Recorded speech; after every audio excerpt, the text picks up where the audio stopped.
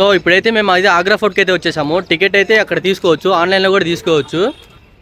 So 45 rupees అయితే ఆన్లైన్లో ఉంటుంది, 50 రూపీస్ అయితే ఇక్కడ ఆఫ్లైన్లో ఉంటుంది. సో కళ్ళజోడు పెట్టినానని ఎక్స్ట్రా చేస్తానని అనుకోమాకండి, నాకు ఎండకి కంటికి ప్రాబ్లం అవుతుందని చెప్పేసి నేను కళ్ళజోడు పెట్టుకున్నాను. సో ఇప్పుడైతే లోపలికి వెళ్దాం, లోపలికి వెళ్ళి మొత్తం చూద్దాం క్లారిటీగా. చెక్ చేస్తున్నారు క్లారిటీగా అన్నీ. చెక్ చేశాక మేము లోపలికి వచ్చాము. లోపలికి వచ్చాక వ్యూ అయితే చూడండి ఎలా ఉందో.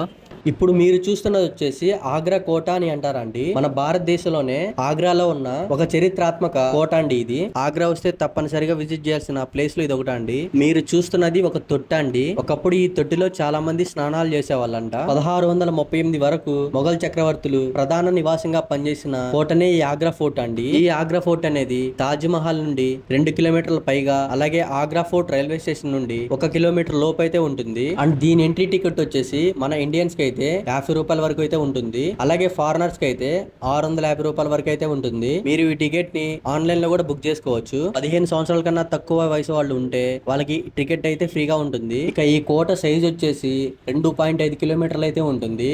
ఈ కోటకు పక్కనే యమునా నది, అలాగే తాజ్ మహల్ కూడా కనిపిస్తుంది. మరి ఈ ఆగ్రా ఫోర్ట్ విజిట్ చేయాలా లేదా అనేది మీ క్వశ్చన్ అయ్యి ఉండొచ్చు.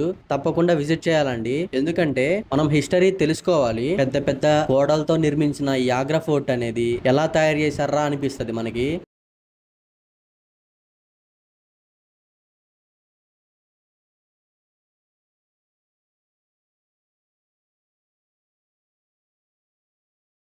ఏదో లోపల అయితే వర్క్ జరుగుతుందండి. అలాగే ఎక్కడ డస్ట్ లేకుండా మొత్తం క్లీన్ గా మెయింటైన్ చేస్తున్నారు. అది యూపీ కాబట్టి ఎక్కడైనా పాన్ పూసినా లేదా ఏమైనా డస్ట్ వేసినా కంపల్సరీగా ఫైన్ అయితే కట్టాలా. లోపల అన్ని చోట్ల అక్కడక్కడ సెక్యూరిటీ గార్డ్స్ అయితే ఉంటారు. అలాగే మనకు గైడ్ కావాలంటే తెచ్చుకోవచ్చు కూడా, వాళ్ళకి మినిమం ఛార్జ్ అనేది ఉంటుంది. అండ్ ఇక్కడ కాళ్ళు లేని వాళ్ళకి wheel chairs, first aid kit అన్ని అవైలబుల్ గా ఉన్నాయి. నాకు బాగా నచ్చింది. అలాగే డే బై డే ఫుల్ గా జనం వస్తారు. ఫారినర్స్ కూడా చాలా మంది ఉంటారు. అండ్ కొన్ని ఇన్స్ట్రక్షన్స్ ఉంటాయి, వాటిని మాత్రం మెయింటైన్ చేయాలి పక్కా. అదండి మరి సంగతి.